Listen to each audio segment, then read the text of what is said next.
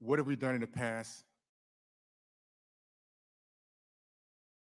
And what are we doing now?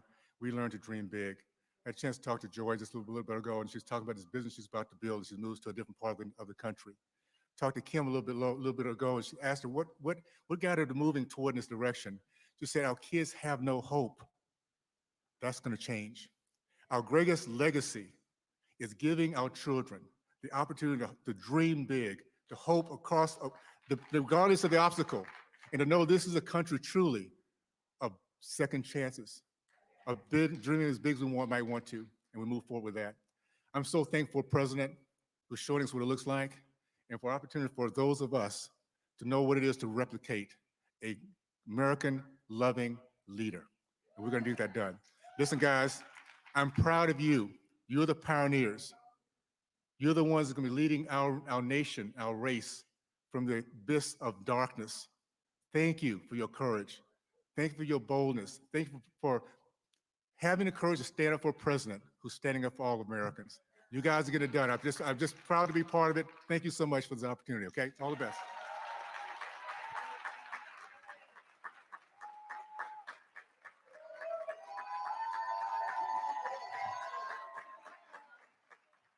Hello, my name is Kim Klasick. I speak soft, but I carry a big stick. When I decided to run for office, I was asked, what makes you qualified? And then I turned around and I asked that reporter, what makes me unqualified? I get talked about a lot. I read the comments on social media. I get it. I dropped out of college. But you know what? I work hard. I had no idea walking down the streets in Baltimore would be a viral campaign ad. I had no idea that just caring about the Black community would make me a target by the Black community on the left. But it's okay, because I know with President Trump, I can bring so much to Baltimore City. He talks about opportunity zones, we need that. He talks about school choice, we need that too. We have 13 schools out of 39 where kids graduate not proficient in math. For the past 8 years, I've been working with my nonprofit, Workforce Development. We've helped over 200 women become gainfully employed. 30% went on to be financially independent. The only way you lift anyone out of poverty is with employment. And I understand that, and I know everybody else does too. But we have to make sure other people understand that, and I hope that people will vote based on their best interest this time around. As we saw during the coronavirus lockdown, we had to rely on other countries for PPE. We're supposed to be the best country in the world. All of our manufacturing jobs went overseas thanks to NAFTA and Bill Clinton. But I know President Trump will work to bring that biotech industry right back to America. After I'm elected, that's right.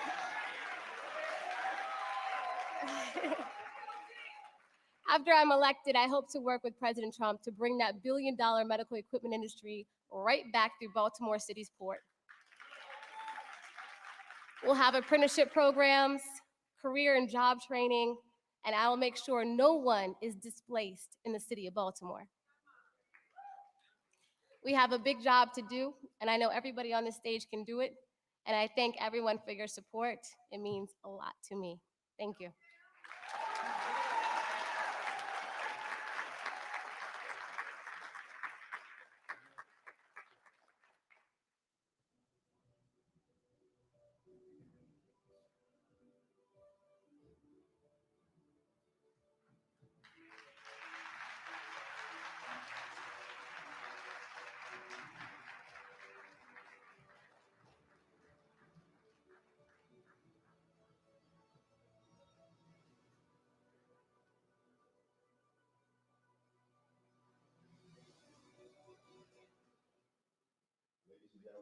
Please welcome to the stage Dr. Ben Carson.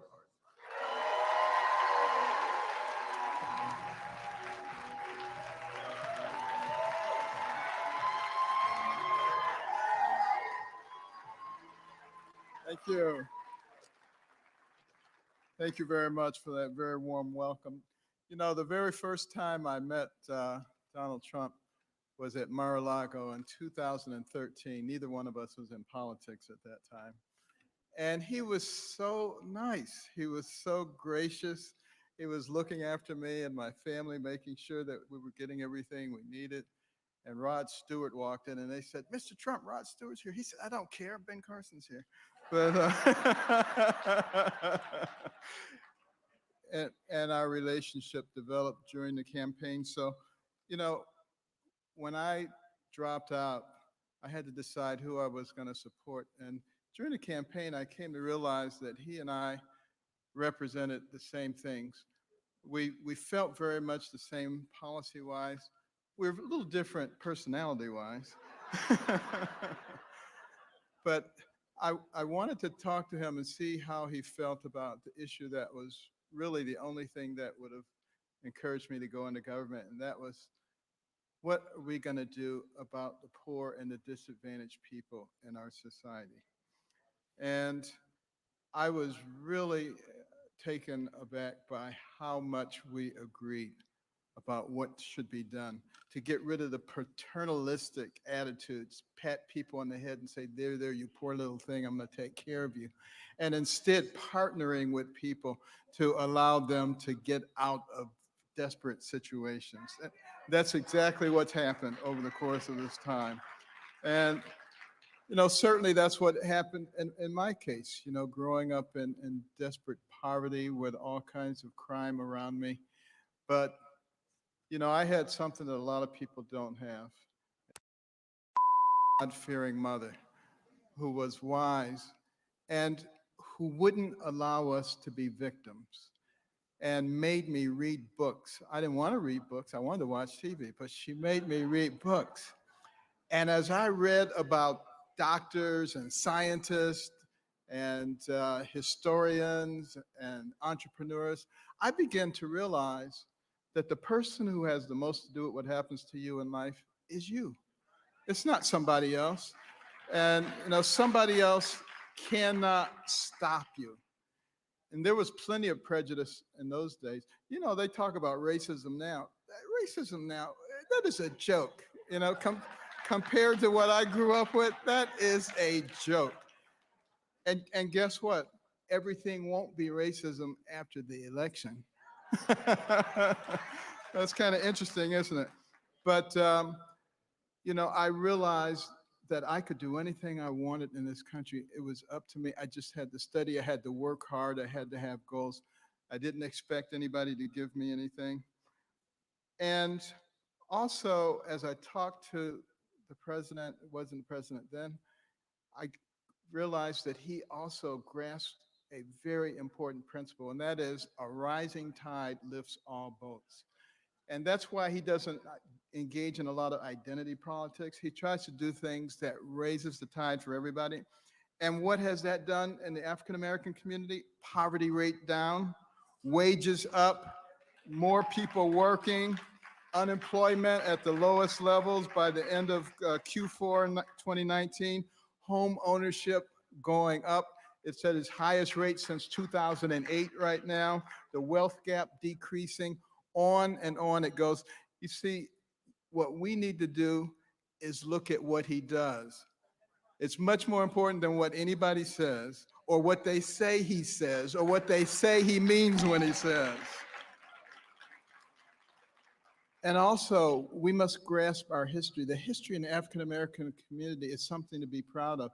The way that our faith and our family got us through slavery, and it got us through the periods after slavery and incredible segregation and racism.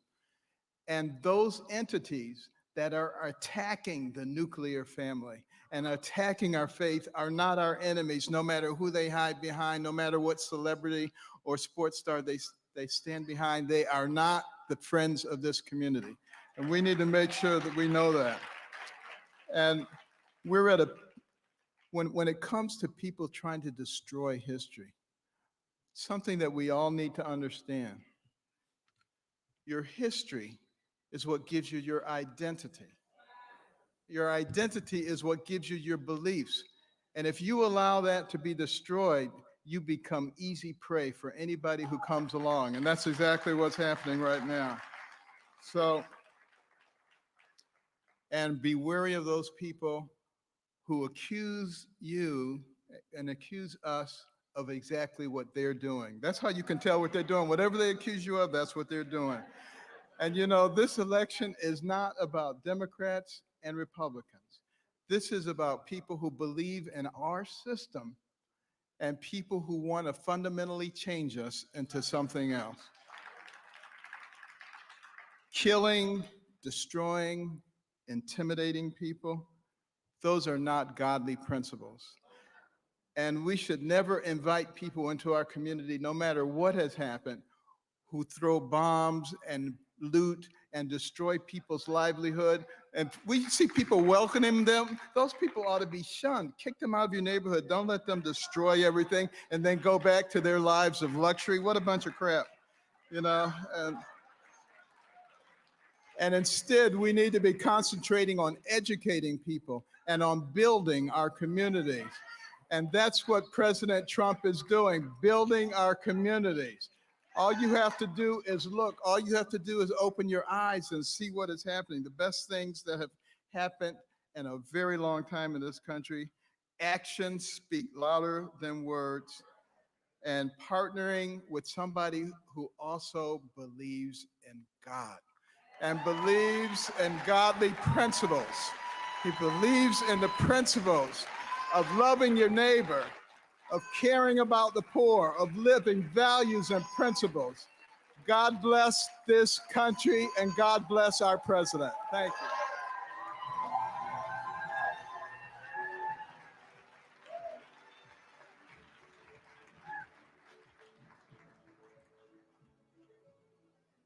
Ladies and gentlemen, please welcome former Speaker of the Oklahoma House of Representatives, C.W. Shannon.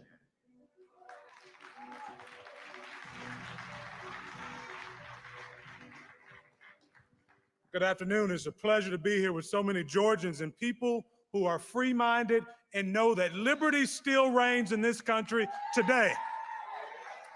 You know, today kind of reminded me of being in my home church, my African-American church in Lawton. You know, we've got people here who are God-fearing. We even got Dr. Alveda King, who's liable to break out in song in any minute. We know she will. But the reason it reminds me of church is because about this time in my African-American church that I grew up in, we'd always have politicians start streaming. Anybody know what I'm talking about? They start coming in, promising you the world and promising if you just keep doing what you've always done, things are going to get better.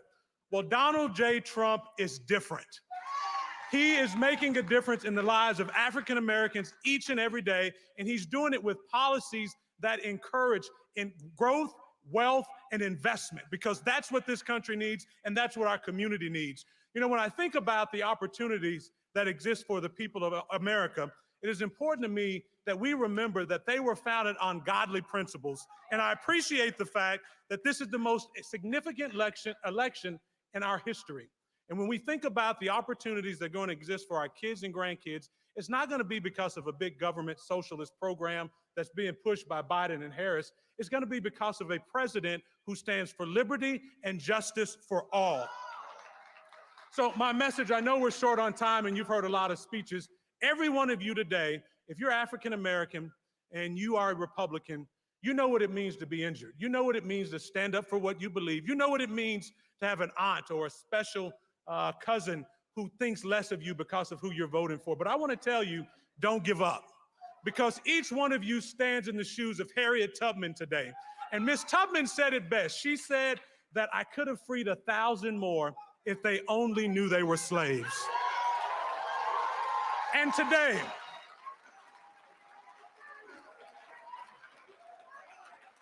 and I have one word, and that is to our president. Mr. President, it is an honor for all of us to be here and to welcome you to Georgia and to say that you have been a friend, not just to America, but you have been a true friend to Black America. And we look forward to hearing about your platinum plan for how we move this country forward and how we move African American forward. Thank you.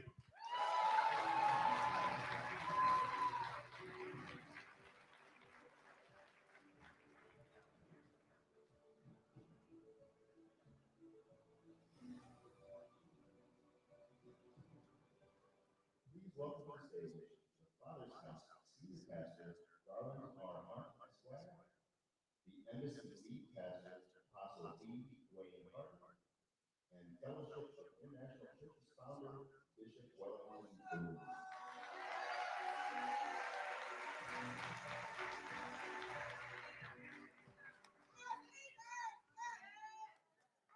Hello, it's all a pleasure to be with you, and this is a great time, I believe, that in America, because I believe this is time for revival to come.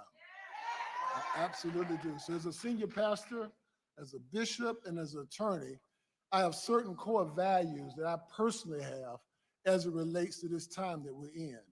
And I realize that I have to make my decisions based on those values. One of those values is very, very important, being a member literally of the city here for born and raised. I recognize that I have to look at the life of those that are unborn, those in the womb. How are we going to protect those in the womb? And I realize even with Black babies in the womb, they've been unprotected. And as a result of that, they've been a direct result of genocide, of eugenics as a result. And so if I have to determine who is going to protect babies in the womb, I have to support and I have to endorse President Donald J. Trump. Also, as an advocate of religious liberty, I care about religious liberty and religious freedom. And I believe that the next civil rights movement actually is going to be a fight for religious freedom. I believe that the only way that we're going to be able to stand, we have to be religious freedom fighters ourselves. But if I want to protect our First Amendment rights and religious freedom, I have to support and endorse President Donald J. Trump. I also served as the president of Prison Fellowship under Chuck Colson. I also was the chairman of Georgia State Board of Pardons and Paroles. I was a commissioner for juvenile justice. I care about criminal justice and prison reform. I've seen the eyes of those that are in prison that are there many times too long, and they're not there for rehabilitation.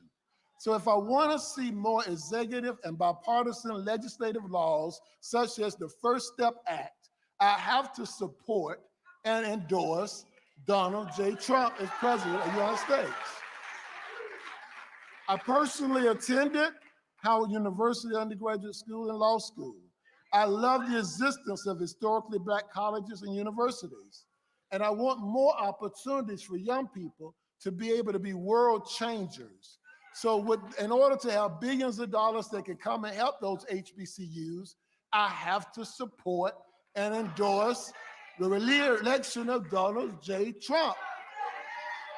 And lastly, if I want to continue to see a drop in unemployment and a rate of Black Americans and to see economic empowerment of the Black community, I have to support and endorse President Donald J. Trump as president of the United States. Lastly, if I want to see true change in our nation, hope for our nation, revival in our nation, among Black and whites together, I have to support and endorse Donald J. Trump.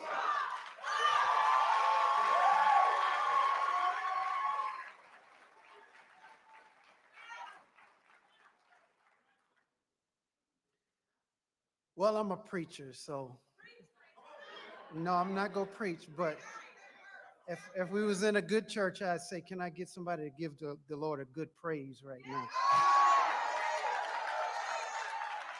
And one of the things about that moment is we can do that here without being criticized, without being looked at wrong. We can say, let's give God some praise.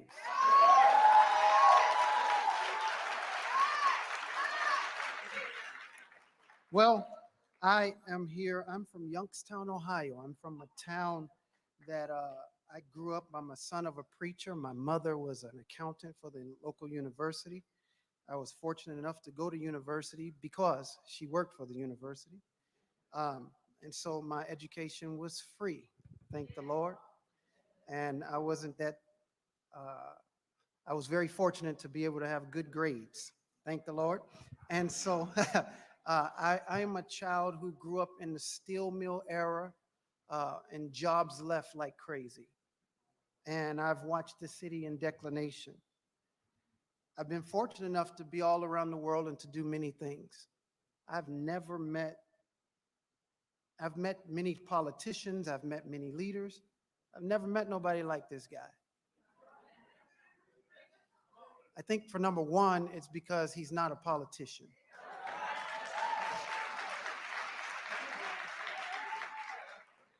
What I've learned over the past 3 to 4 years is bureaucracy isn't as strong as we thought it was.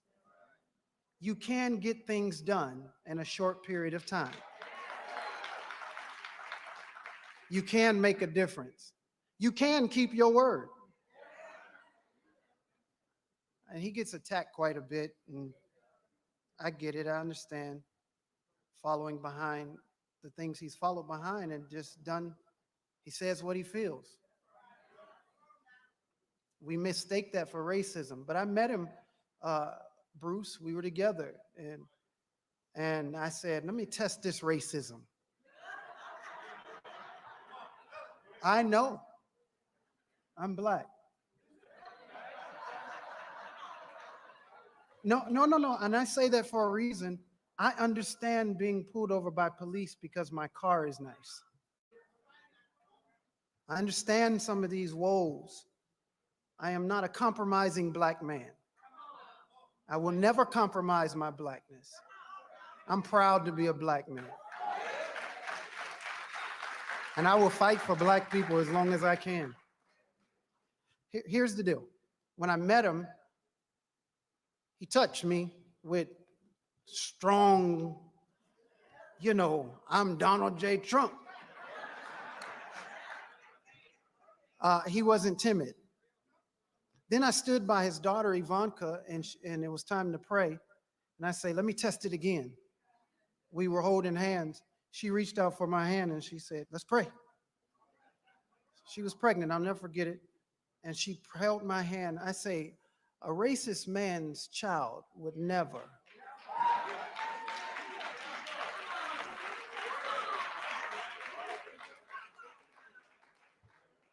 So I got several reasons why I'm going to support him. And I'm ready to take whatever heat because it can't be hot enough because the furnace is in my favor.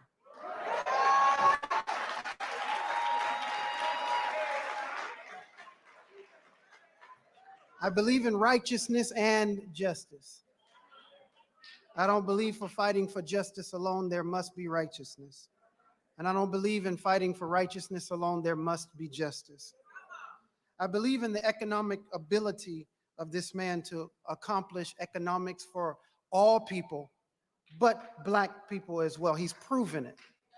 I believe that his record is proven, and if we compare it to 47 years of nothingness, I shouldn't say nothingness, I should say destruction.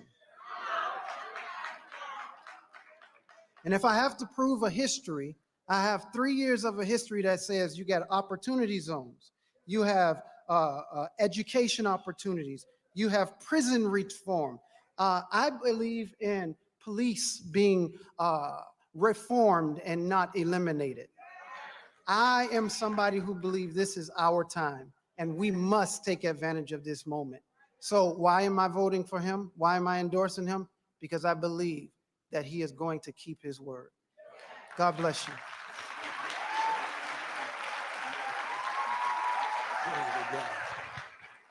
Glory to God. Glory to God. I'm Bishop Wellington Boone, and I fully support and expect Donald J. Trump to be the next president of the United States. Yes. I know a little bit about his background, and his forefathers, from the Hebrides Islands. One of the greatest revivals we know in history came from the Hebrides Islands. And so what they're noted for is Calvinism.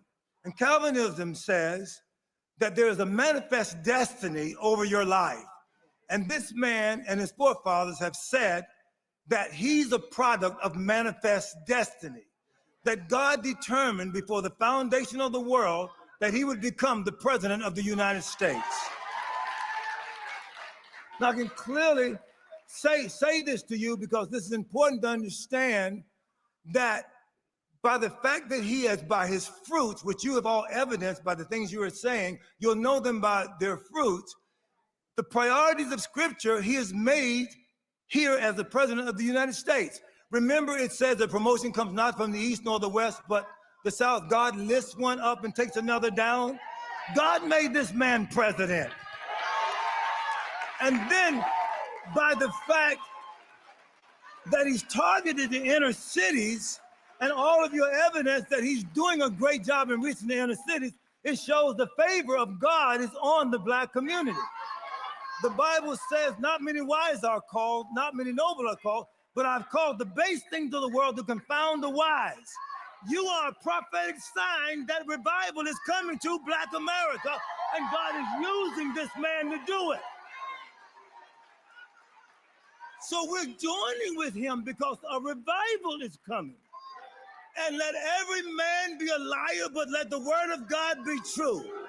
As we re-elect this man to be president, it is a visible manifestation that the revival is already here. Come on, let's re-elect.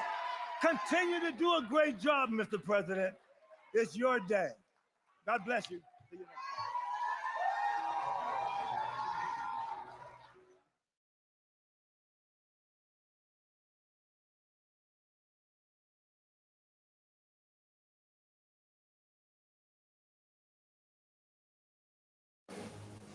The good book says, a nation divided cannot stand. Yet, career politicians relentlessly divide this nation. The extreme left has been wasting America's time with vile hoaxes and delusional witch hunts. Allowing lawlessness, refusing to condemn violence against our fellow citizens. The Democrat Party has joined forces with flag burners, anarchists. Career politicians using their positions to aid our enemies at the expense of our allies. For years, you had a president who apologized for America. Now you have a president who is standing up for America. Instead of endless war, we are forging peace in the Middle East.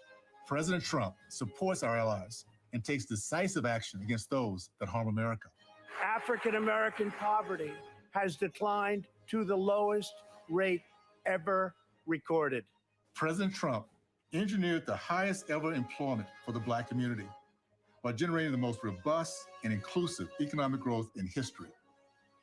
Biden stated that if elected, charter schools are gone. Access to education is a civil right. A nation divided cannot stand. I have done more in 3 years for the Black community than Joe Biden has done in 47 years. If you have a problem figuring out whether you're for me or Trump, then you ain't Black. To say I'm not Black if I don't vote a certain way, come on, man. We don't have to be told how to vote. We can see who's real. Instead of letting Washington change us, we are changing Washington. My president, your president, our president, Donald Trump.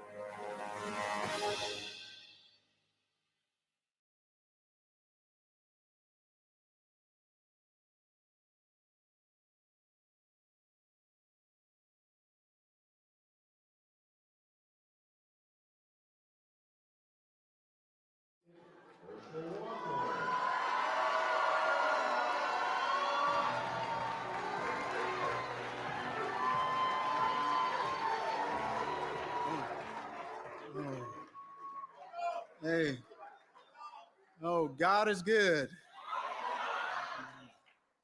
Now, don't get me wrong, this matches the suit. You know, I was born about 2.5 hours from here, knowing that I was colored. I went to college about an hour and a half from here, knowing that I was Black. I have a home here in Atlanta, knowing that I'm African American. But time has changed, and now I'm proud to be an American. I played football in the 80s in New York City, and I met a young man that I thought was very brass, but I learned that he loved his family, he loved this country, and he loved people. So I remember telling a reporter from the New York Times that this guy could be president of the United States in 1985 because he loved America.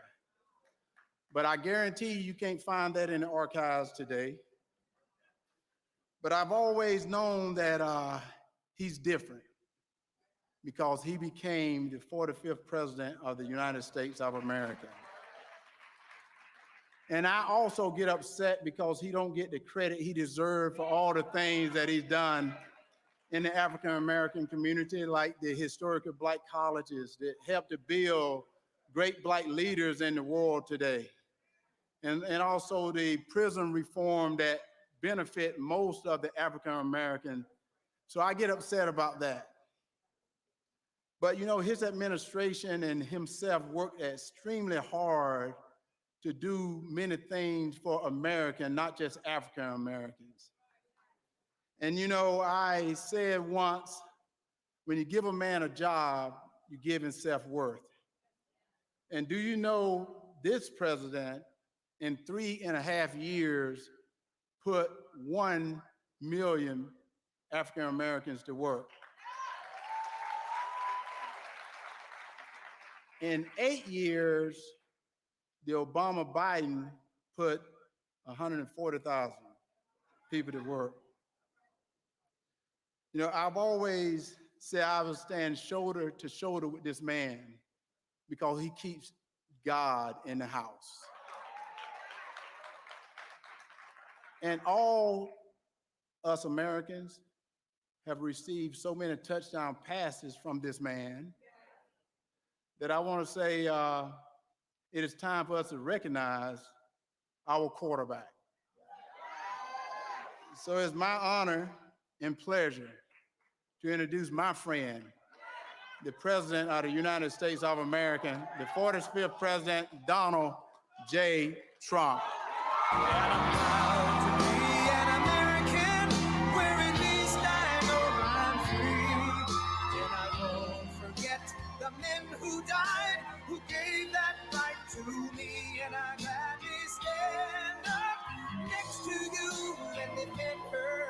Today, 'cause there ain't no doubt I love this land.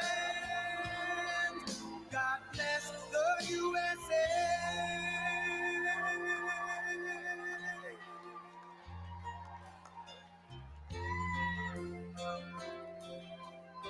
Thank you very much, and thank you to Herschel. I don't know about Herschel.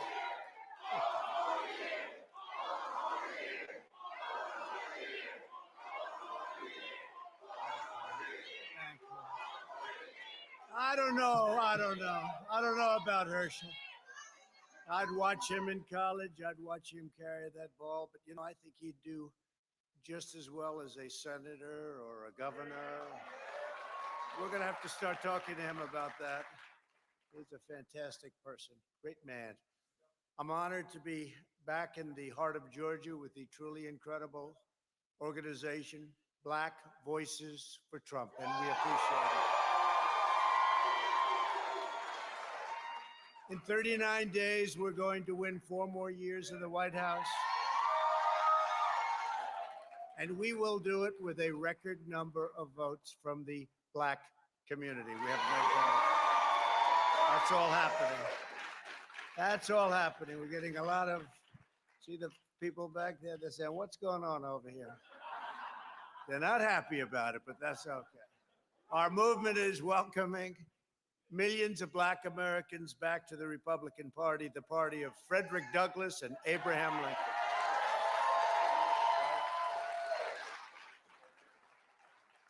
When I ran for president 4 years ago, I looked at the dismal and shameful record of the Democrat Party and asked Black Americans, what the hell do you have to lose, right? And they all said, you shouldn't use the word hell, but I said, it's just more descriptive. Doesn't work as well without it. Today, I want to share what you have to gain from voting Republican on November 3rd. Will be the biggest election of our lives. For decades, Democrat politicians like Joe Biden have taken black voters for granted. They made you big promises before every election, and then the moment they got to Washington, they abandoned you and they sold you out. The Democrat Party used you and they lied to you every single time. You know it better than anybody else knows it. The Democrats will always take back the vote. What they want to do is they'll take that vote back. They want to take the black voter for granted, and they have taken the black voter for granted. And it's not fair, it's not right, and it's not going to happen because we're going to have such a victory like you've never had before.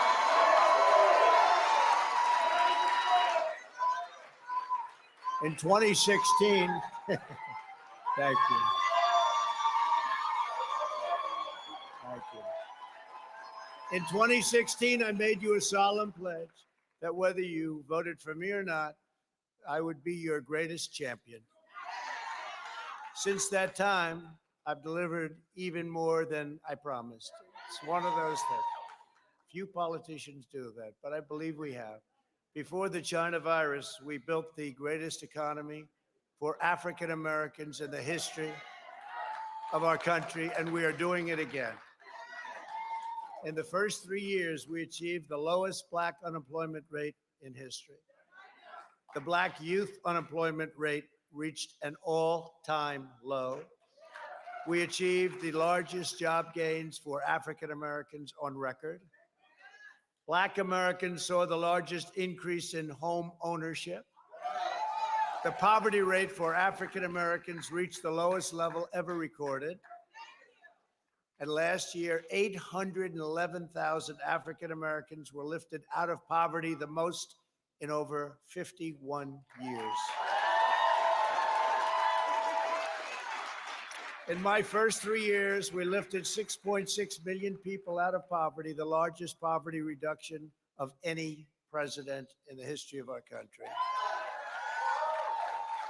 I did more for the black community in 47 months. I saw they used that line, so I don't want to ruin it by saying it a second time. It was in the video, but I will say it again. Than Joe Biden did in 47 years.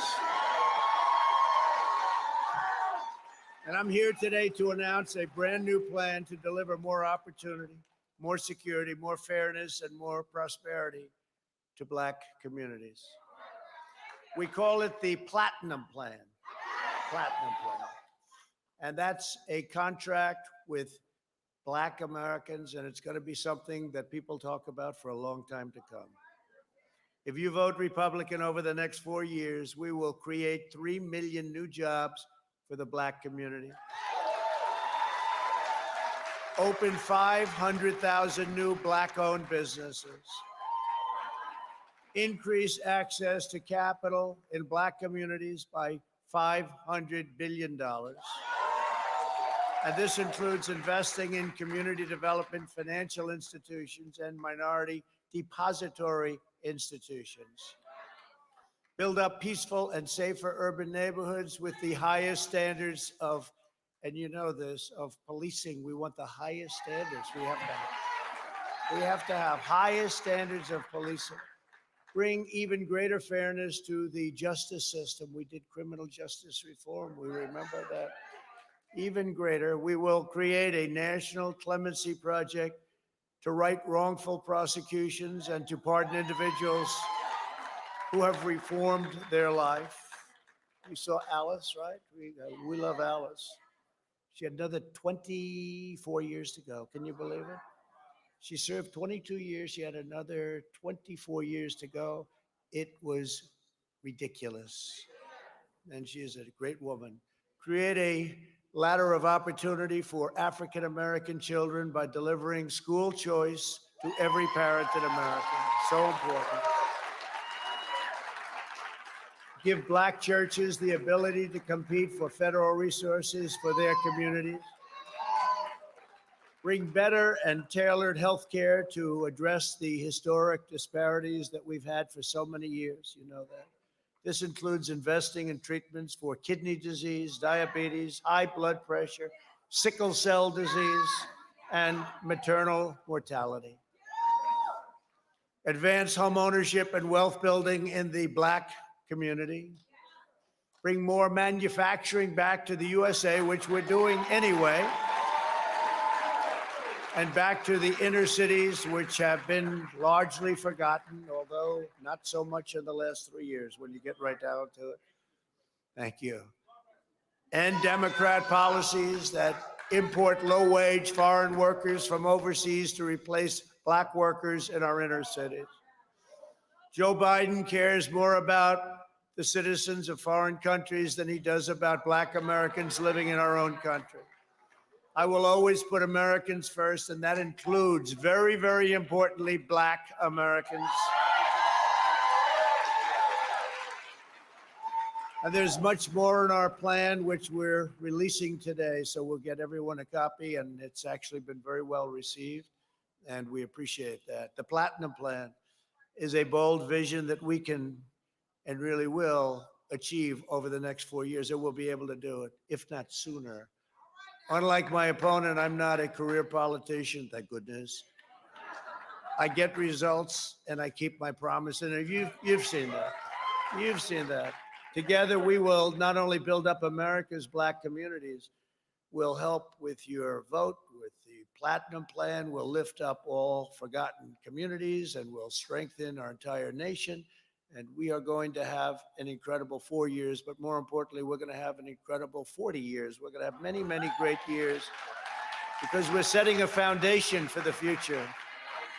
So when I'm not here, you're going to be here forever, especially look at these young people over here. You're going to really be there for a long time, but we want this for long term. This year, the Republican Party has 26 Black Republicans running for Congress. Where are they? Are they here? Are they here? A lot of them are here, right? Whoa, that's a good-looking group of people. And you're doing well. Just about in every instance. Well, we're going to help you to do even better. We'll be helping you. You watch. And we're thrilled to be joined today by 8 of them. Raise your hand. Which are the 8? Oh, that's so great. Yeah. They have what it takes. That's great. That's fantastic. Great job. One of them I've endorsed very strongly. I saw an ad that I liked. I thought it was great. Raise your hand, please. What a great. They've been now endorsed, I will tell you. And congratulations, by the way. It's going to be a fantastic night, November 3rd. Now, I don't know, with this ballot situation, it's you're not going to see it. November 3rd, the Democrats are playing games. You see that? You see they found ballots in a waste paper basket. They found ballots dumped in a stream. Take a look at Iowa, the primaries. You remember the primary? They went to Iowa. We love Iowa, but they tried this ballot concept, and they still don't know who won. That was a long time ago. That was in their primary, the first primary. And it's a very terrible thing that's happening, very, very terrible thing. But you're going to be raising the hand, if not November 3rd, hopefully shortly thereafter. I know you're going to be raising your hand. With me, we may end up in a dispute for a long time because that's the way they want it. But we're going to end up winning, that's for sure, okay? We're going to end up winning. When I give my State of the Union address next year, I look forward to welcoming a historic number of Black Republican members of Congress, and we're going to take back the House. We're going to take back the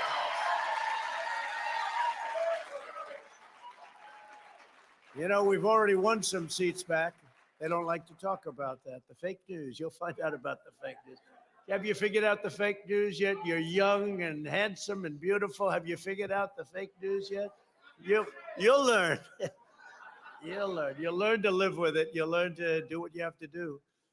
But we are going to take back the House. I think we're only 17 short now. We picked up a couple. We just won a big one in Los Angeles. We haven't won in 22 years. California. Won a big one in Wisconsin. It was a great one. We won some really good ones. So we're inching up, and you watch what's going to happen. It's going to be a very big night for the House. It's going to be a really retired Pelosi. That's not a bad idea. That's going to be great. Congratulations, all. That's already a great achievement. It really is. It's already. But together, we'll fulfill our contract with Black America, and we'll pass the platinum plan into law, and we'll do it quickly and easily. We're also joined by a great friend of mine, Dr. Ben Carson. Where's Ben? Ben, I love Ben. Special man. He's doing a great job, too. He's been my friend from the beginning. Can I tell the one story, Ben? He came up to me he was campaigning. He was the toughest one. I mean, to tell you what, we had some really tough ones. You know, a lot of them like to try and say they were tough, but they weren't, like Kasich. He only had one thing. He wouldn't leave the race. He'd get -1. He's going on to the next one. This guy did great. He was incredible. And he came up to me during the race, and he was doing well. He said, you know that you're going to win, don't you? I said, excuse me? He said, you know you're going to win. He was doing great. And he was really like in second and third and fourth and back to second. I mean, he was right up there. He was great. I said, we got to get this guy out of here. But he came up to me, he did, and he said, you're going to win. And I'll let him tell you the rest of the story if he'd like to do it sometime. But he gave a very specific reason, and I will never forget what he said. But he said, you know you're going to win, don't you? And I just thought it was really nice. And you know what I'm talking about, Ben. So Ben Carson, what a job he's done, too. Respected by everybody. Thank you, Ben.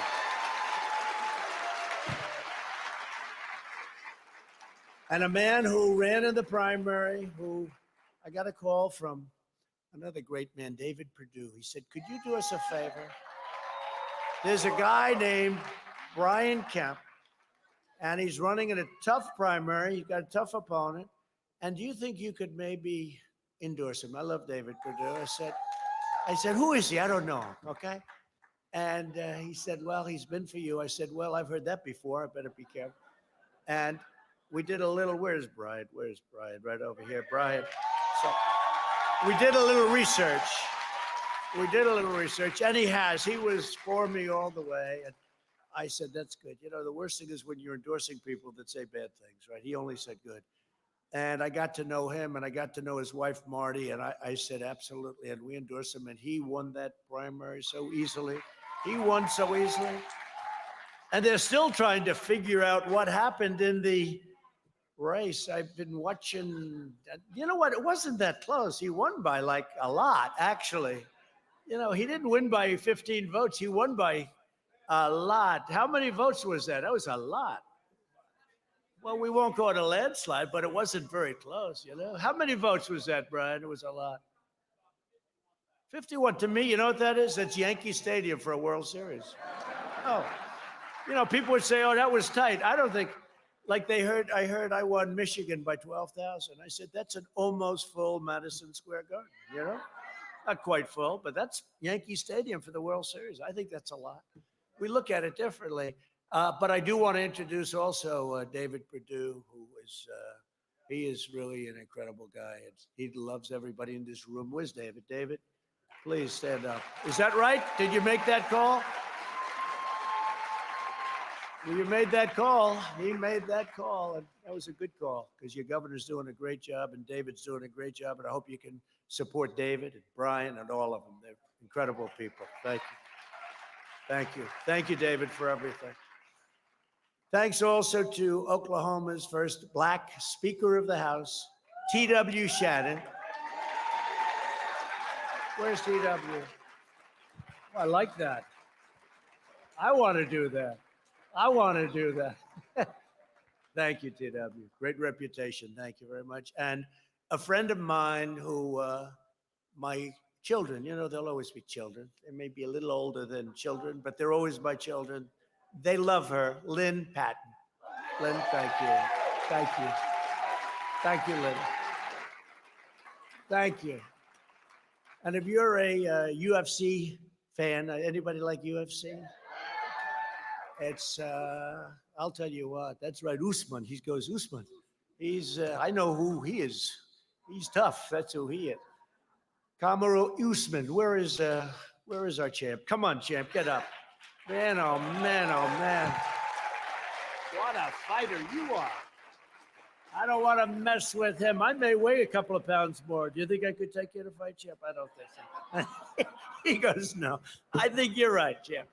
But I watched a fight you had a couple of months ago. Unbelievable and talent, but right up here too. You know, it's a combination. The muscles are important, but you got to have the other. You got to have the. You know, he actually looks very good in the suit, but he's one of the few people who look better without a suit. There aren't too many of us. Hey, there aren't too many of us that can say that, right? Right, men? The men in this audience, huh?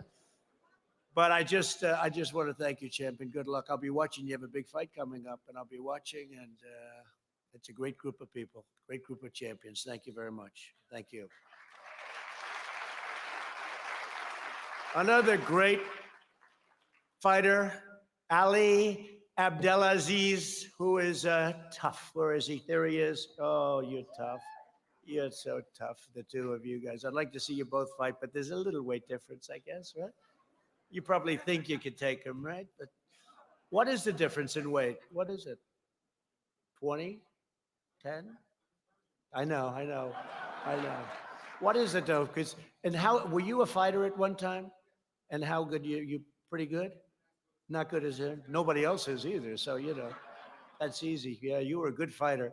Also, Atlanta's top hip hop producer, Polo. Do you know where is he? Where is he? The Don. You know, Don King used to call me the Don, right? He still does actually. But you didn't get it from Don King, I know that, right?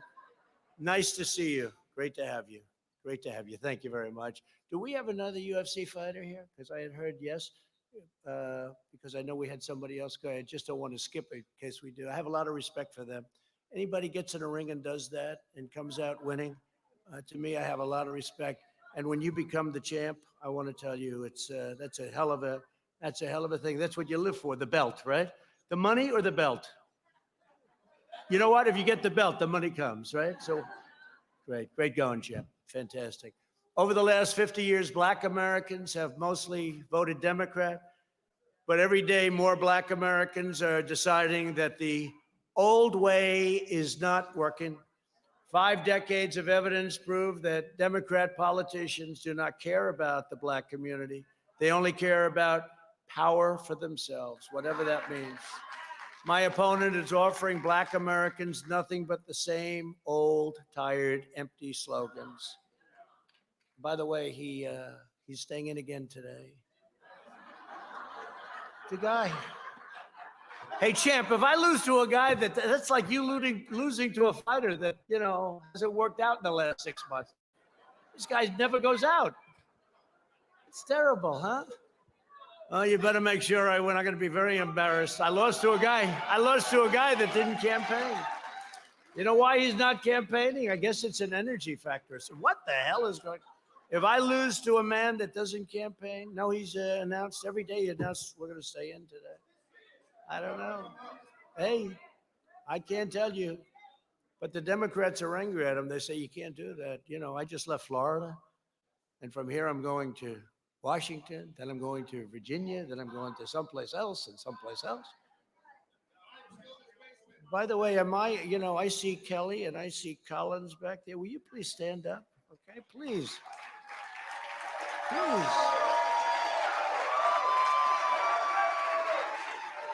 You know, those are two champions. So, you know, they had their names in there, but they took them out. You know why? Because they probably want to not mention them together. They're going to end up liking each other. You watch. And they're two great people. I'm not going to skip them over. They thought it would be diplomatic. That's not diplomatic. That's stupid, right? But I stand here to offer solutions. I want to congratulate you both, really fighting a good fight. I want to say that. Both of you, Doug, Kelly, really great. It's amazing. Well, I sort of like it. You know why? They're going to be in there fighting. Don't anybody get out. They're going to get, and everybody's going to come with them. And the only thing I know for sure, they're all going to vote for me, both of them. So, Brian, don't let them get out. Don't let anybody get out. Let them. That's going to be a fight. But everyone's going for both of them. Huh? Okay, it's going to be, hey, we don't have long to go either. We don't have long to go. November 3rd. I've spent the last 4 years reversing the horrible damage Joe Biden inflicted on the Black community over 47 years. 47 years. He always says, oh, should have done this. I said, you've been there for 47 years, you know? It's always great when they tell you what you should be doing and they haven't done it themselves. And you know, it's not like it was 25 years ago that he left. He was there 3.5 years ago, right? So, you know, it's one of those things. No one in Washington politics today has done more to hurt Black Americans than Joe Biden. It's true. For half a century, Joe's personally advocated or enacted virtually every policy that has caused pain and suffering in the Black community. You know that. Joe Biden shipped millions of your best jobs overseas, hollowed out the Black middle class, and with open borders, trapped children in failing government schools, sent young men to fight in endless wars. They just never end. They're coming back home. You see that. They're coming back home. Many are already back. While our inner cities crumbled at home and made cities less safe and less secure, Joe Biden should not be demanding your support. He should be begging for your forgiveness. He really should be. He should be. Should be.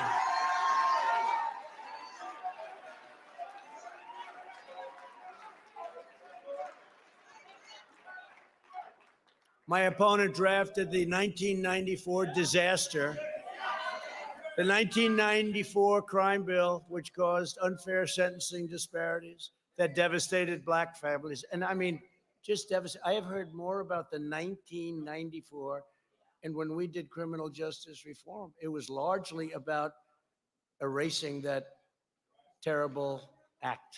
That was his deal. I rolled back the unfair provisions of the 1994 Biden crime bill, and I signed it into groundbreaking criminal justice reform, which people are so happy about. Even my enemies are saying thank you for that. Today, we're glad to be joined by the first person to be released under the First Step Act, who I was honored to have as my guest at the State of the Union, a really wonderful man, Matthew Charles. Where's Matthew? Where's Matthew? Where's Matthew? What a good man. What a smile. I looked at that smile from the podium downstairs. I was surrounded by all those killer politicians. And I looked at Matthew, who's the nicest looking guy in the house. Thank you, Matthew. You're doing well, Matthew, right? That's great, Matthew. You deserve what you got. You deserve it. Biden supported the twin disasters of NAFTA and China's entry into the World Trade Organization, which eliminated 1 in 4 manufacturing jobs held by Black Americans. You know that. Joe Biden's globalist agenda closed down factories in Baltimore and sent them, just see what happened. All these factories, all these jobs, all these factories, sent them to Beijing. He shuttered the plants in Michigan and he sent them to Mexico. I replaced NAFTA, one of the worst trade deals, one of the worst, stupidest deals I've ever seen in my life, with the new US-Mexico-Canada agreement, creating hundreds of thousands of new jobs. That was one they said could not be done, David, right? They said it couldn't be done. David Perdue, they said that one couldn't be done, right, David? And we got it done in pretty quick time, too. To revitalize neglected communities, we created nearly 9,000 opportunity zones with Tim Scott, South Carolina. You know Tim Scott. Tim Scott is great. Senator Tim Scott from South Carolina came to my office, came to the Oval Office, and he had this idea, and I said, that sounds good. And we got it done, and people were surprised that we could even get it done, and it has turned out to be incredible. $75 billion of investment are poured into these neighborhoods, which will create an estimated 500,000 jobs and lift 1 million Americans out of poverty. When the China virus struck, we raced to ensure that Black Americans had the medical care and the financial support that they needed.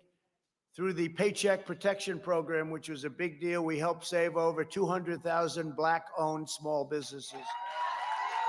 A lot of small businesses. It's incredible. The Black community has tremendous talent in terms of those businesses and small businesses. We saved at least 200,000 of them.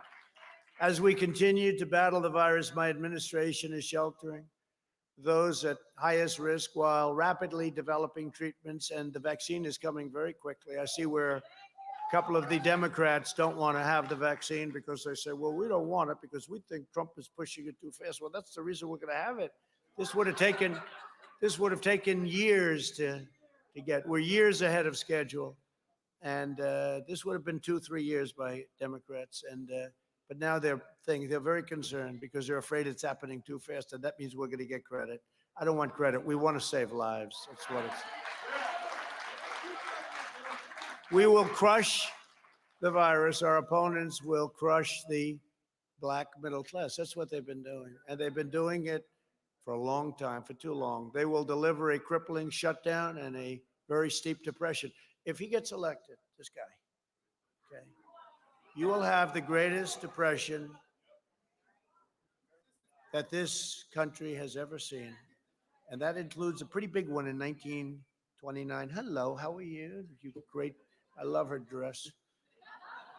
That's great. Thank you for being here. I didn't know you were going to be here. Thank you very much. Nearly 1.3 million African Americans have gotten jobs in the last 4 months alone. And next year we will be, I think it'll be the greatest year, economically the greatest year in the history of our country. And that's good for everybody. That's good for everybody, right? Especially for these young geniuses, these young political geniuses that are coming along. But I think we're going to have the greatest year in the history of our country economically. And I think our third quarter, which happens to be, it's going to be announced 2 days before, the numbers come out 2 days before the election, right at the beginning of November. And I'll say it now. These people, all those people up there, they'll hold me to it. They won't give me credit if I was right. But if I was wrong, it'll be headlines. We have breaking news. Trump said wrong. But I think we're going to have a tremendous third quarter. After years of rebuilding other countries, we're finally rebuilding our country. The path to the American dream has always been education. Republicans believe that school choice is the civil rights issue of our time. And Joe Biden isn't allowed to go there because of the radical left. He's controlled by the radical left totally. He's exhausted. But Biden's promised a ban on charter schools and to oppose school choice. Joe Biden is willing to spend billions and billions upon resettling refugees from all around the world, but he won't spend one penny providing school choice to Black children in America, which is interesting. During their first year in office, President Obama and VP Biden cut funding for historically Black colleges and universities. I've increased HBCU funding, and I made it permanent. Just a quick story. So what was happening is the first year I saw these, probably 42 people came up, and they were the heads of individual colleges, historically Black colleges, universities, and they were the heads. And I'd see them. I said, "Oh, hello, how you doing?" They were nice people. And we took a picture in the White House. We do that. A lot of presidents don't believe anyone should ever enter the Oval Office, but then with me, I say, "Come on in." But we took a picture. Then the next year they were there again. And I said, "Right, we know the story, my friend. We know the story." They were there, and I said, "Oh, what are you doing back here?" They said, "We're here because we need money again." I said, "What do you mean again?" And I forgot about it. I said, "All right, well, what is?" And they got it. And then the third year, David, they came in again, right? And I said, "What is this? What are you guys here for? I mean, you're great people, but why?" "Well, we don't have any funding." They don't have permanent funding. So they could be shut out if they had the wrong president. Honestly, you could have the wrong president and you wouldn't get 10 cents. They wouldn't give you anything. And I said, "That's terrible. So you come up here do you like doing it?" "No." And the one gentleman looked at me and said, "We feel like beggars." That was a hell of a statement. I said, "I understand that." And I said, "We can't let this happen." So we worked on it. David Perdue, all of us worked on it. Kelly worked on it. We all worked on it. And frankly, And I have to say, it had to go through the House. And where's Doug? Doug worked on it, right, Doug? You remember that? That was a hard thing. It wasn't easy. There were people that didn't want to do it. And we got it passed. We got more money than they asked for. I said, you're going to need more. I'm in the real estate business. I said, you always need more. Whatever you think you need more. But we got more money than they asked for, and we got it for a period of 10 years, right? So I said, we signed it together, about 42 people. We signed it together. I said, the only bad thing is that I like you people. I won't see you anymore. I won't see you for another 10 years. Let's see, will we be president in 10 years? Only if we add a couple of terms and now we have a story. There's your breaking news. I told you he's a dictator. We've been saying he will not give up power. Under no circumstances will he give up power. He intends to serve at least 2 more terms. Oh, that's the big story. You can't joke, because if you joke, they take it away. A lot of times with a little sarcasm in your joke, but you're being serious, and then you start laughing afterwards. But they always cut it before the laugh. They cut it so that they think he's serious. He wants 12 more years. They start shouting now, 12 more years.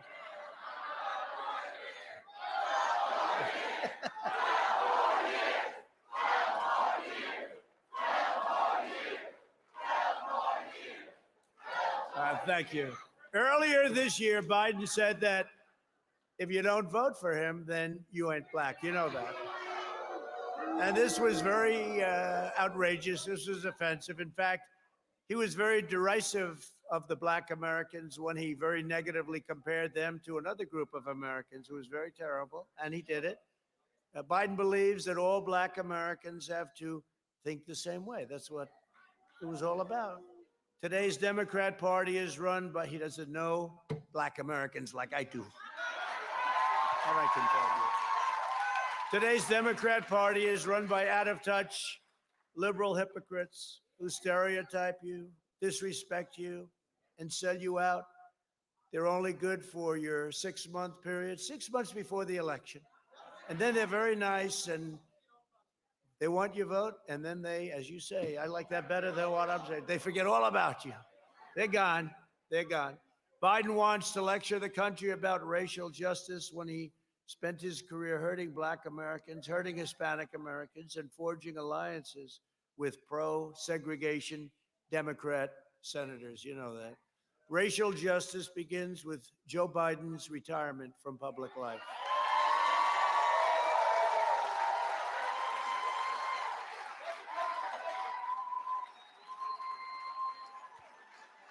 So today I'm urging black Americans to walk away from the corrupt, hateful, divisive, and very extreme, and they are going crazy, Democrat Party. On no issue has the Democrat Party more totally failed the black community than public safety. Democrats have run America's inner cities at every level of government for 100 years and even more. Last year, 19 of the top 20 most dangerous cities in America were run by Democrats. The murder rate is higher in Baltimore than in Afghanistan, El Salvador, or Honduras, right? It's higher. Instead of fighting for public safety for these communities, the Democrats are attacking our police and empowering far-left rioters, looters, and anarchists. You know, they are anarchists. The Democrat Party's war on cops has caused black-owned businesses to be burned and black homes and churches to be totally destroyed. Most tragically of all, so many innocent black lives have been cruelly taken from us. People are dying by the thousands in black-on-black crime, and I want it to stop. And people aren't talking about it. They're not talking about it. They're not talking about it. In Chicago, as an example, there are weekends when 60, 70 or more people are shot. This is shot, and many die. How can we allow this to go on? How can we allow this to happen? But they're all Democrat-run cities. Every year, thousands of African Americans are murdered as a result of violent crime. And again, in these Democrat-run monstrosities, the way they run them, it's worse. It's worse than Afghanistan. It's worse than We are at war. We go to war zones, and we don't lose this many people in war zones. Democrats ignore these American victims, and I won't. And, you know, we have to be asked to come in. We have to be asked to come in. By law, they have to say, please come in. And wherever we've gone in, Minneapolis, we went in, we solved the problem. They should have called us 2 weeks earlier. They would have had a city left, okay? But Seattle, they knew we were coming in. I said, we're going in. We don't care. We're going in. The night before we went in, they left. That was the end of that. And others. I mean, look at Portland. I mean, how bad is Portland? How bad is Portland? And we could solve that one in about a half an hour. A bunch of young anarchists, they live with their parents. In a basement also, they live in a basement. And I'll always support the heroes of law enforcement. We have to, including over 50,000 incredible Black police officers who risk their lives every day to keep us all safe. You know, they protect people that they've never met before, and it's very dangerous. They're amazing. Those pushing to defund the police are hurting Black communities the most. And as I've always said, when there is police misconduct, the justice system must hold wrongdoers fully responsible and accountable, and they will do that. Politicians supporting mob violence are not allies of the Black community. They're causing extraordinary damage, grief, hardship. In recent months, our nation has grieved for the tragic deaths of Breonna Taylor, George Floyd, and Ahmaud Arbery. Our hearts break for their families and for all families who have lost a loved one, especially if you look at this way, so senseless. But we can never allow mob rule. To have safety, to have prosperity, to have everything that you want to have, we must always ensure the rule of law. As you know, we have to. Many of those who are spreading violence in our cities are supporters of an organization called Black Lives Matter, or BLM.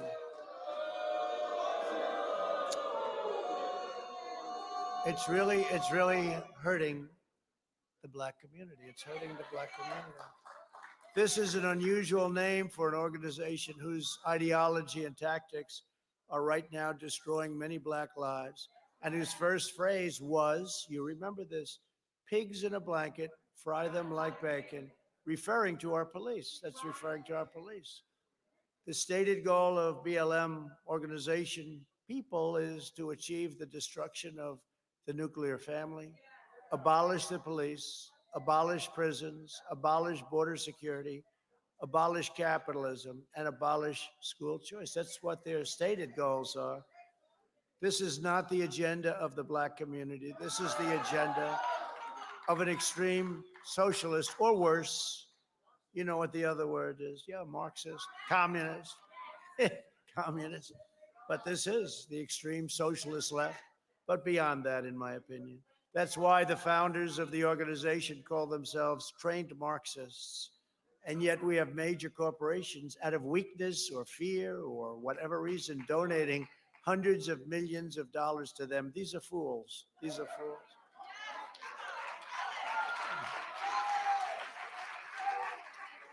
The big progressive corporations donating to BLM should instead be spending their money helping Black families rebuild from the left wing, from these horrible left-wing riots.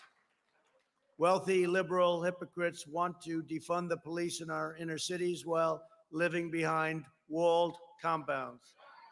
They're walled compounds. It's you got to see the way some of these people live. They live pretty well. You know, the funny thing is that if anything ever happened, they'd be the first to go. You know that, right? Let's go get these people. They're fools.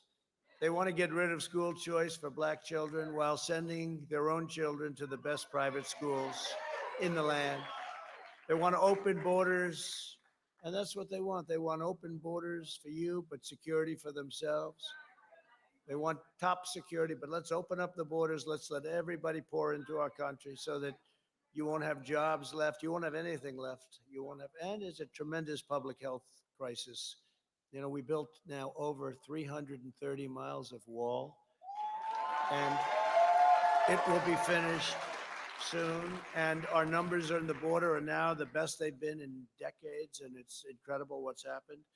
The wall has been incredible. 330 miles, David, that's pretty good. A long way, considering we had a party that didn't want to let us build the wall. You know, they wanted the wall 10 years ago. They really wanted the wall. And as soon as I wanted it, they didn't want it.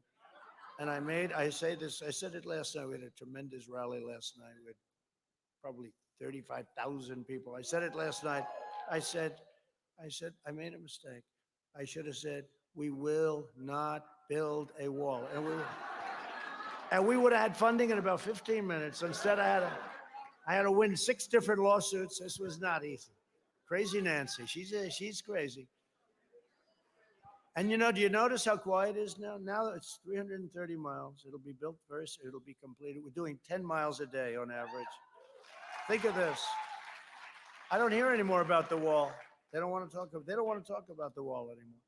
But the numbers are great. Republicans will always uphold equal justice under the law. We will defend the civil rights of every single American, and we will defend our God-given freedoms, including religious liberty.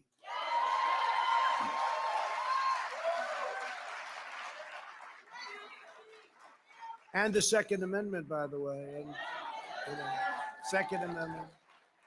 Have to save our Second Amendment. I'm the only thing standing between you and me and Second Amendment. I'm standing right now. We're not going to be losing our Second Amendment. They're going to get rid of it. You know who they put in charge? Beto. Remember Beto? Beto O'Rourke. That's a Spanish name. He needed the Spanish vote, right? He said, I want Spanish. I said, what about Hispanic? He said, I don't know about that. He knows less about it than perhaps I do. But Beto, remember he had a cover in a terrible magazine.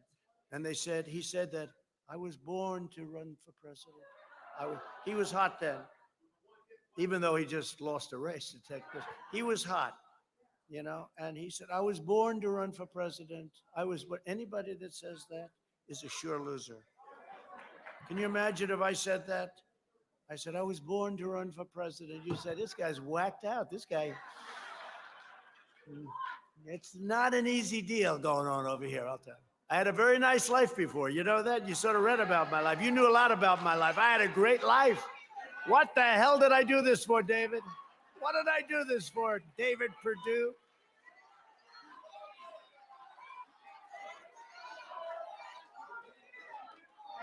No, I enjoy it. You know why I enjoy it? I love it. Oh, by the way, did you see they just caught the FBI? Did you see the text messages?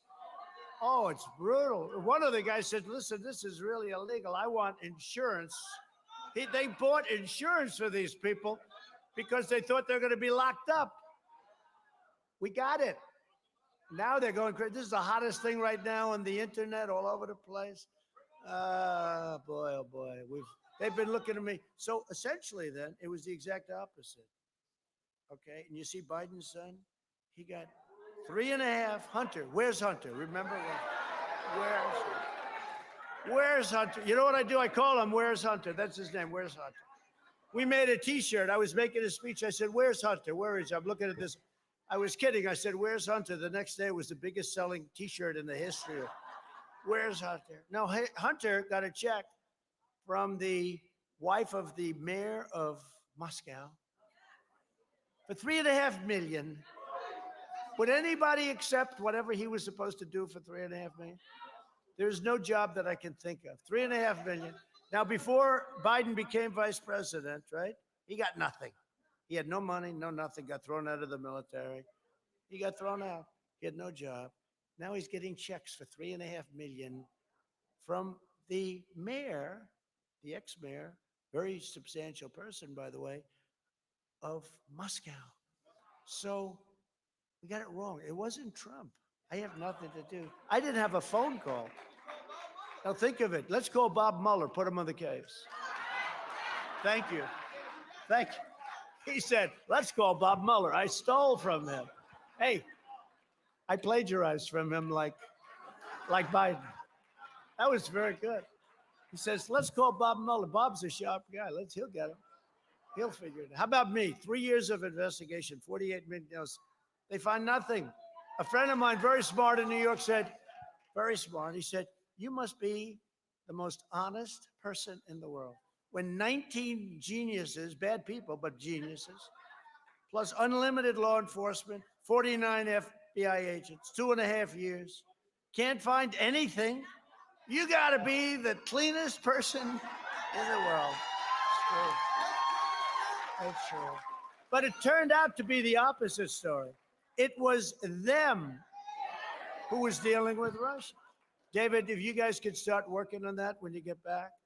Doug, please, if you don't mind. You were so incredible to me, and if you don't mind, think of it. It was the exact opposite, Doug. He's trying to defend us. Please defend the president. Well, it turned out to be the opposite. They were the ones that were dealing with Russia. It was a disinformation campaign. Kelly, start working on that with David, please, okay?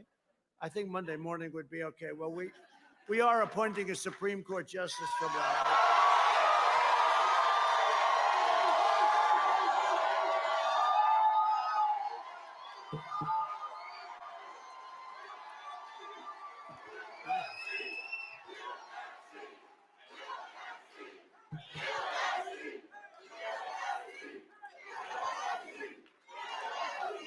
No, we are. That's a big deal. You know, the Democrats, they don't think we should do it. Right? Because, you know, we have a lot of time left. You know, it's really January 20th. We have a lot of time left, but they don't think we should do it because it's toward the end of the first. Well, we got a lot of time left. Now, put them in our shoes. Do you think they'd say, well, I think we should probably not do this? What chance do we have of that, David? Zero, would you say? No, the only difference is they would have gone even crazier. They would have gone totally. They would have been fighting. Let's get it done immediately. They would be working over the weekend. No, they're just they have been not good to deal with. But you know what? When we built this great success, it started to all come together. Then we got interrupted by China. What they did, they should never have done that. They should remember this. We can never forget it. But it was starting to come together, and it will come together because we're going to have an even greater success, in my opinion, next year. While Democrats have tried to silence pastors, and we had some great pastors up here. I watched backstage. I watched those guys, and I said, I don't want to follow them. I don't want to follow them. I was looking for somebody else to speak first. But they were great, weren't they? Really great. You know the truth, I could say they love you, they love the country. They at least like me because you know what? If they didn't, they couldn't do what they just did. They did it from the heart, didn't they? Really? I watched that. I won't forget it either. I'm never gonna forget it. I'm not forgetting. I don't forget things. Thank you. I don't forget things. Where are the pastors that got up? Where are they? Where are they? Where are those guys? Man, oh man. I'll never follow you again. At least we had Herschel in between, right? And Herschel didn't like it either. That was really great. Thank you both. Thank you all very much. That was beautiful. That was from the heart, and we appreciate it. We won't forget. We won't forget. I will fiercely defend the vital role of Black churches in America. Okay? Joe Biden and the Democrats say that Black lives matter, but they do not protect the most vulnerable Black lives of all, unborn children. They support the unlimited abortion of Black children right up until the 9th month of pregnancy. And if you look at this governor of Virginia, beyond, I had not heard that, but if you look at the governor of Virginia, he said the baby is born, and then they start to talk. I said, wait a minute, that's not abortion. That's not abortion. You know what that is? No, it's I call it execution, really. You've seen that, right? I had not heard that. You hear late-term abortion. You never heard that. But the governor of Virginia, the one that thinks he's Michael Jackson, the one whose wife stopped him from trying to imitate Michael Jackson moonwalking. And one thing we know, he's not going to be Michael. There's nobody that can moonwalk like Michael. He got very lucky. That would have been the end if he would have done that. But the Democrats championed Planned Parenthood, an organization founded on racism that continues to target the Black community. In the Republican Party, we believe in protecting all Black lives, including the unborn. We believe that every child of every race, born and unborn, is made in the holy image of God. Republicans believe that all human life is sacred. At no time before has there been a clearer choice between two parties, two visions, two philosophies, two agendas for the future. Now, you know that. There's never been a difference like this. Our opponents want our children to grow up in a socialist nation that will mean less opportunity, less prosperity, less safety, and less hope for the future. The Democrat Party's message to your children is that their path is doomed and that their country is evil. My message to every child in America is the exact opposite. I want our children to know that they are part of the most exciting and incredible adventure in human history. No matter where your family comes from, no matter your background, in America, anyone can rise. Democrats divide our country by race. Republicans unite Americans through our shared bonds of citizenship. You see it here. This glorious country is the shared heritage of all Americans. In every generation, Black patriots poured out their blood, sweat, heart, and soul to defend American liberty and to realize our founding promise that we are all made equal by the hand of Almighty God. African American leaders lifted up the conscience of our nation to end slavery and segregation and secure your civil rights. Black heroes like Harriet Tubman, Sojourner Truth, Booker T. Washington, Martin Luther King, Rosa Parks, and Thurgood Marshall helped build the most just, noble, free, and exceptional nation on earth.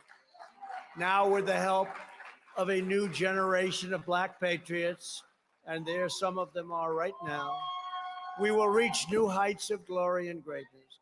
We will and you know this, we are going to revitalize our cities. It's in the process.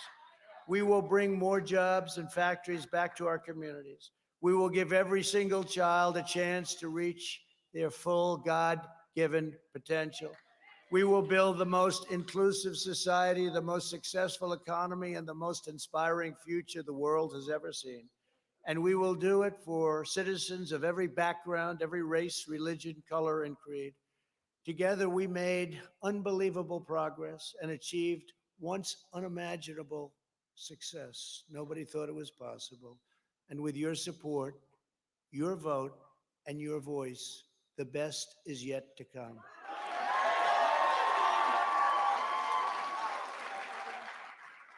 So this has been a great honor for me. I have a lot of friends in the audience, and I just want to thank you very much. God bless you. God bless America. God bless you all. Thank you. Thank you very much. Thank you.